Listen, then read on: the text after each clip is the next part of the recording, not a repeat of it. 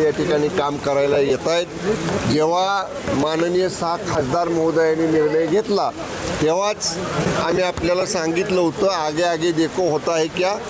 त्यामुळं एवढ्यावर आता हा विषय थांबणार नाही. असेच पद्धतीचे निर्णय इथून पुढे सुद्धा झालेले आपल्याला दिसतील. ऑपरेशन 3 सुरू झालेलं आहे. आपण अनुभव घेतला ना. आज मागे 8 दिवसापूर्वी माननीय खासदार महोदयांनी निर्णय घेतला आणि आज आपण एक दुसरा निर्णय पाहिला. माननीय शिंदे साहेबांचं नेतृत्व सर्वसमावेशक आहे. सामान्य शिवसैनिकांना आपला नेता वाटतो म्हणून त्यांच्या नेतृत्वावर विश्वास ठेवून याही पुढं अनेक मान्यवर अशा पद्धतीनं शिवसेनेमध्ये आदरणीय शिंदे साहेबांच्या नेतृत्वाखाली काम करताना आपल्याला दिसतील. तिकडे कोण राहतील? उद्धव ठाकरे यांच्या बाजूमध्ये जे लोक राहतात म्हणजे त्यांच्यासोबत त्यांना परीक्षण करायची गरज आहे.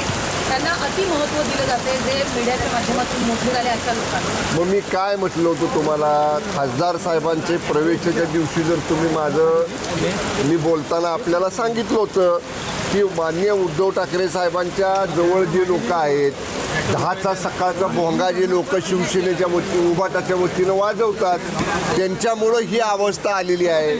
अजूनसुद्धा उभाटाने सावध व्हावं.